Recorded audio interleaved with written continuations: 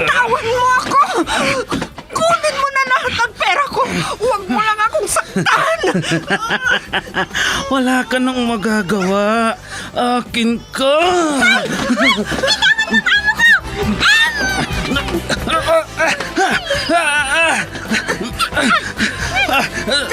Sino kang pumulupot sa likod ko? Bumaba ka dyan.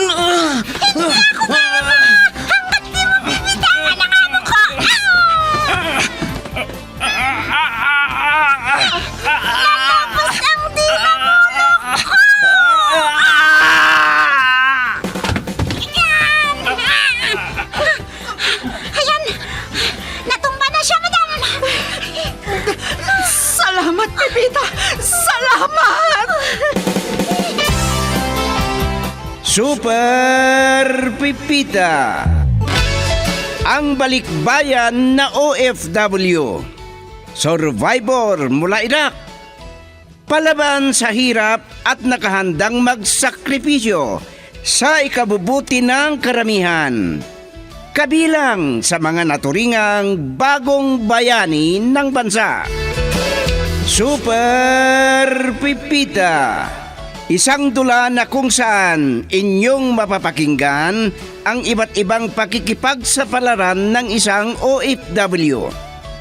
Super Pipita, mula sa Lovelet Artist and Talent Center Drama Productions, handog sa inyo ng #1 and most trusted radio network in the country, Bombo Radio Philippines. Basta Radio Bombo.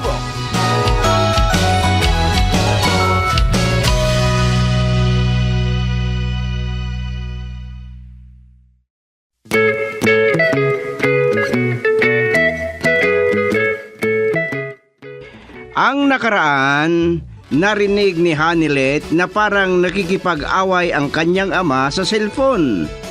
Kaya nilapitan ng dalaga ang kanyang ama at dala ang kaping pinatimpla. Nakapagkamalan tuloy na siya ang dating katulong nila. Sa kabilang dako, biniro ni Rado si Gomer na parang hindi makapaniwala na magkakaroon siya ng nobya. Nung nag-usap ang magnobyo na si Gomer at Hanilet, gusto nang pagkasalan ang binata ang kanyang nobya. Pero tumawa lang ang dalaga dahil hindi pa sinabi sa kanyang ama na may nobyo na ito.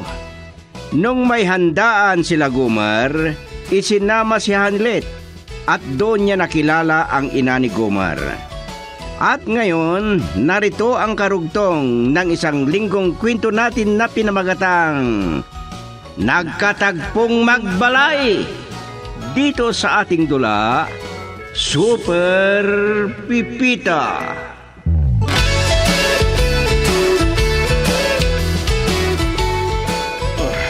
Mali ito.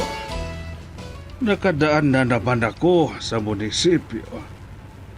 Kung naglakad ako kanina, baka sa palengke ang aking narating. Nakakahiya. Ang isang muntik ng maging abogado, nawawala. Oh, paano kaya ako makakauwi nito? Loko yun ah. Ayaw niyang tumabi. Anong nangyari sa aking sasakyan? Mamamatay na ako, hindi pa ako nagkaroon ng manugang. Hindi ko pa nakikita ang magiging apo ko. Maawa kayo sa akin. Anong nangyari sa inyo, sir? Nagtanong ka pa. Walang hiya ka. Muntik mo na akong dinisgrasya. Gusto mo yata akong patayin na.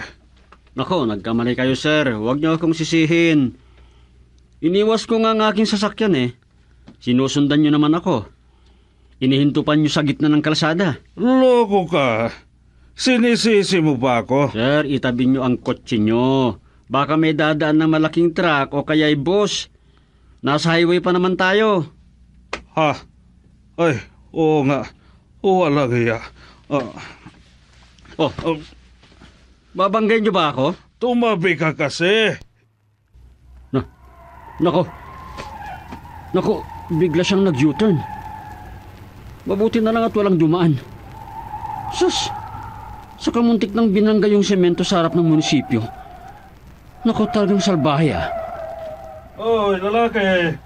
Bakit hindi ka pa umalis dyan? Baka ikaw naman ang mabangga. Alis na nga lang ako dito.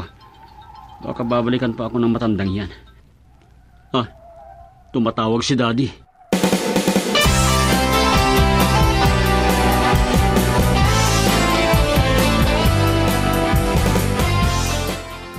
Ang tagal mo naman, Gomer.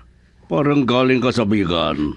Bakit ba minamadali niyo akong umuwi, Daddy? Siyempre, sinamantala ko ang pagkakataon na makipagkwentuhan kay Anilet habang wala pa ang kanyang daddy. Bakit? Natatakot ka na humarap sa daddy niya?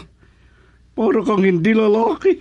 Hindi pa kasi alam ng daddy niya na may nobyo na siya, Daddy. Ay, naku, sayang.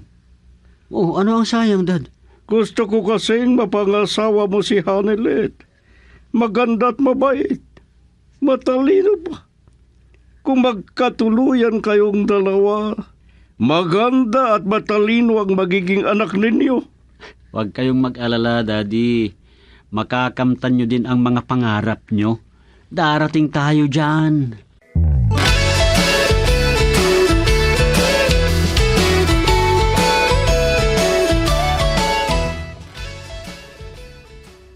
Oh, gising ka pa pala, Hanilet. Hinintay mo bang tawag ko? Miss mo na ba ako? Tumigil ka nga dyan. Kararating lang ni Daddy. Muntik na daw siyang mabangga doon sa kasalubong niyang kotse. Ano?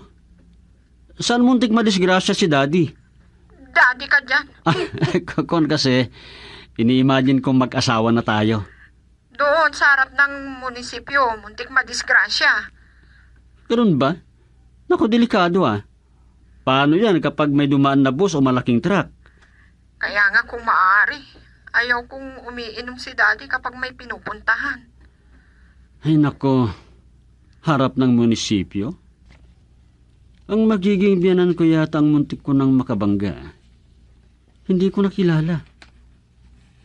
Paano kung nadisgrasya nga kami? Di walang magaganap na kasalan. Yun ang matagal na inaasam-asam ni Daddy. Ang makasal ako.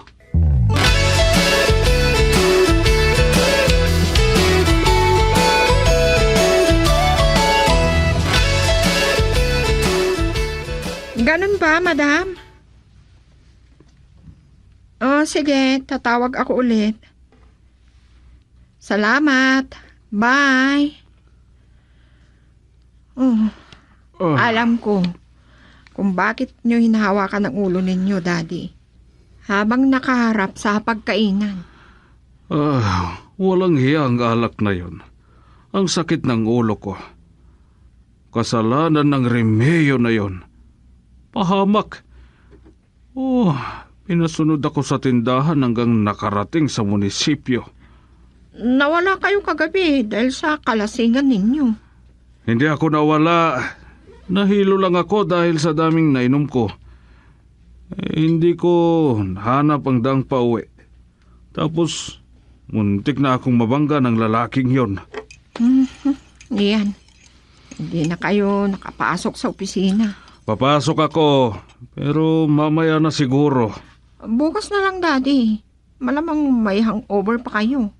Bakit mo ba ako tinuturuan? Mas magaling ka pa sa akin. Masakit pa nga ang ulo nyo. Oh, eto ang kape. Hindi ko nilagyan ng asukal para may masmasan kayo kaagad. Ay, talagang pinangatawanan mo na yung pagiging katulong mo. Hindi ka ba nahiya sa sarili mo? Isa kang certified public accountant. Sinong magluluto ng pagkain natin? Hindi bale. Bukas, susunduin ko na yung magiging katulong natin. Samahan niyo pala ako, Daddy. Kung hindi ako tatawagan ng Remeo na yon. Para hindi kayo mahilo, kapag tinawagan niya kayo, edi huwag niyong sagutin. Pwede naman. Ano kaya kung magpalit tayo ng cellphone. Ay, wag na pala. Baka ligawan ka lang ng Remehyo na yon. Pero sa bagay, kahit lasing yon, hindi marunong manligaw.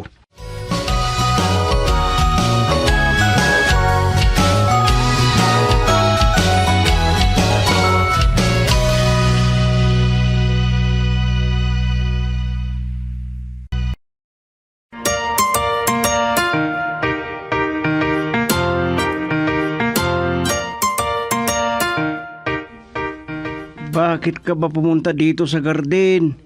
Hinayaan mo na lang sana kami ni Kulas. Madali lang naman ang trabaho dito eh. Kayang-kaya na namin. Wala na kasi akong panahon bukas. Matagal ko nang hindi nakita ang garden. O di picturean mo para lagi mo silang makikita. At kasama kaming dalawa ni Kulas. Huwag na. Oh, bakit? Gwapo naman kami ni Kulas ah. Huwag na. Uwi na ako sa bahay. Maglilinis na lang ako. Ay nako, ganyan lang pala eh.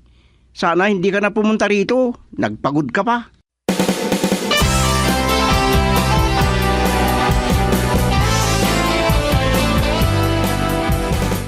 Masakit ang ulo ng daddy kanina dahil sa kalasingan niya. Kaya tanghali na siguro papasok sa opisina. Sabihin mong huwag nang pumasok. Para maghapon mo akong babantayan. Nag-aalala masyado kapag may nanliligaw sa akin. Hindi yan ang ibig kong sabihin. Gusto ko lang siyang madatnan mamayang hapon sa bahay niyo. Gusto kasi ni Mami na magpapakasal na tayo. Ano? Kung ganun, kailangang magtapat na tayo kay daddy. Kailangang magkilala muna ang ating mga magulang. Ikaw ang bahala. Pero ayokong magsabay tayong uuwi sa amin. Oh, anong problema doon? O sige, kung ayaw mo, mamasyal na lang tayo dun sa inyo. Pwede naman siguro na yun na ang pamamanhikan namin.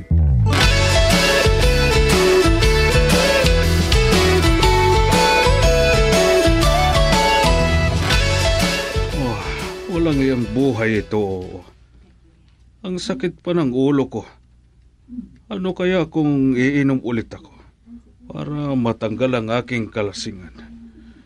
Pero baka mas lalong malasing ako. Ay, huwag na.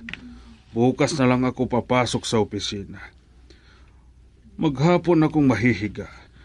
Hindi bale at kayang-kaya na ni Hanilet ang mag-manage ng negosyo. Kahit magpahinga na ako anumang oras. Pero itong si Remehyo, papahamak lang ako pag tumigil na ako sa pagtatrabaho. Kaya hanggat kaya ko pa, sige lang. Matutulog na ako para mahimasmasan ako.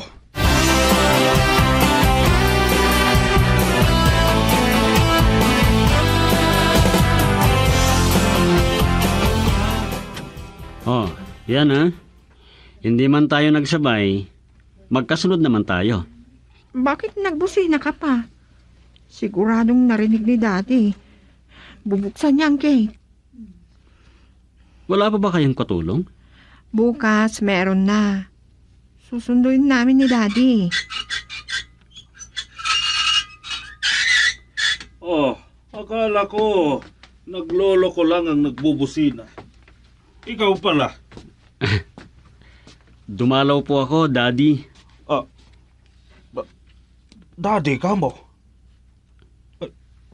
Teka, parang namumukhaan kita.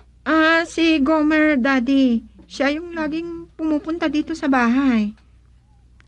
Oo nga pala ano. Ang mukha niya kasi yung muntik ng bumangga sa akin kagabi. Ano? Kayo naman, daddy. Hindi pa yata kayo nahihimasmasan. Ano?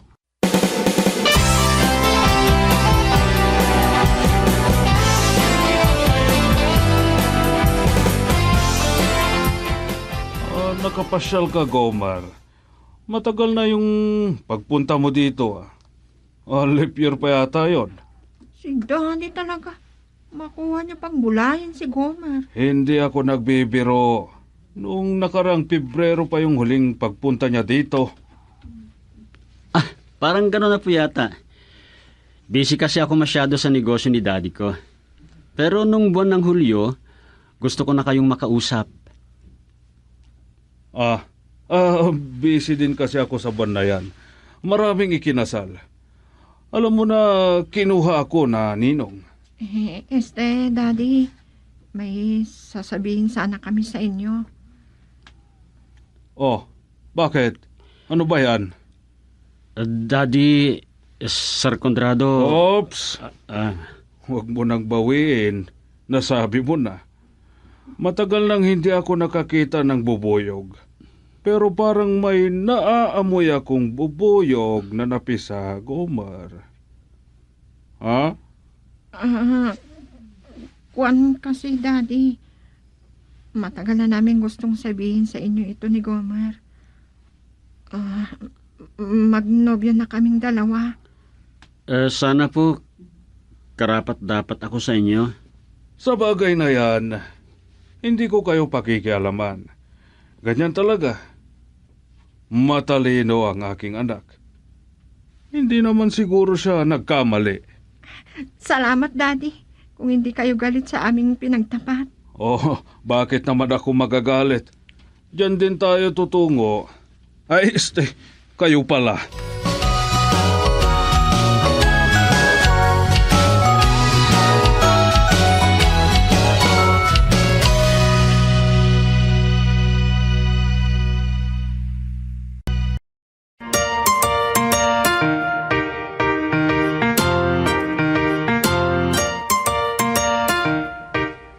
Daddy, wala nang problema.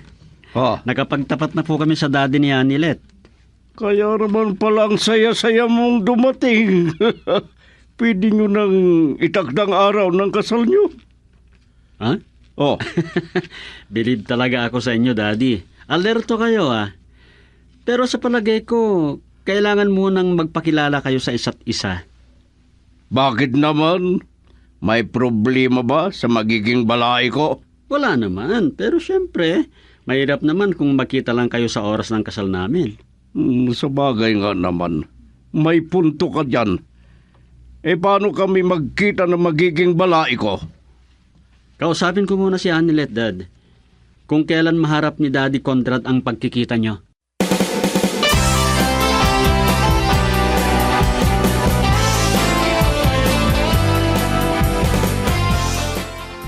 Mula nung naging magkarelasyon na kayo ni Gomer, tumigil na rin siyang pumunta dito sa bahay, ano? Gaya din sa inyo, Daddy. Busy din siya sa kanilang negosyo ni Daddy Rado. Rado pala ang pangalan ng kanyang ama. At Daddy rin ang tawag mo sa kanya. Naitakda na ba ang inyong kasal? Wala pa po. 3 buwan pa lang kaming magkasintahan. Siya nga pala, Daddy. Bukas na yung pagsundo sa katulong natin. Sino ang kasama mong susundo? Siyempre, kayo. Sino pa ba? Mabuti kung ganon. Para naman makilatis kong mabuti ang magiging katulong natin. Naku, Daddy. Baka matakot sa inyo. At uuwi ka agad.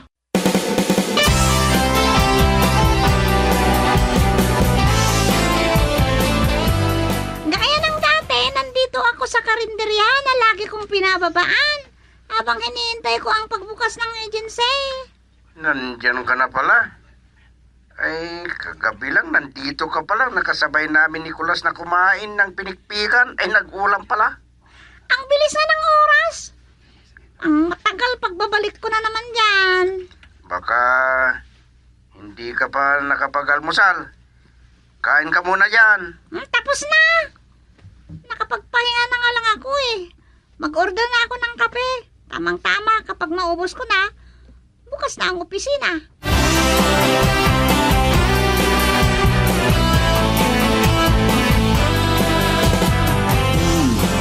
Kung ganon, ikaw si Pipita na magiging katulong namin.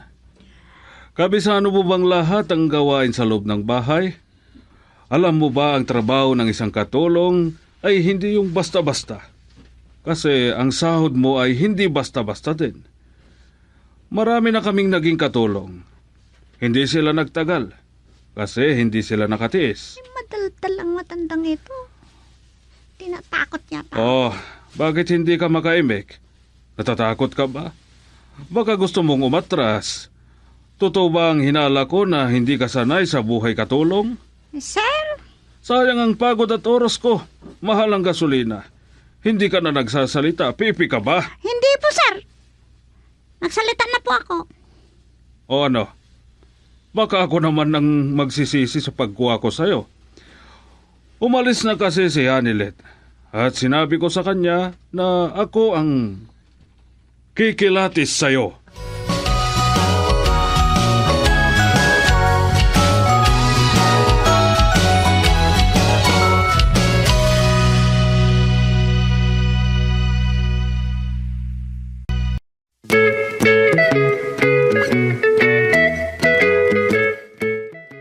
Ano pa ang mga susunod na mangyayari? Mga kaibigan, pakinggan bukas ang karugtong ng isang linggong kasaysayan na ating pinamagatang Nagkatagpong Magbalay. Dito sa ating dula, Super Pipita. Mula sa panulat ni Delfin Dumayas at sa direksyon Leti Astudillo Aquino. Handog sa inyo ng number 1 and most trusted radio network in the country, Bombo Radio Philippines. Basta Radio. Bombo.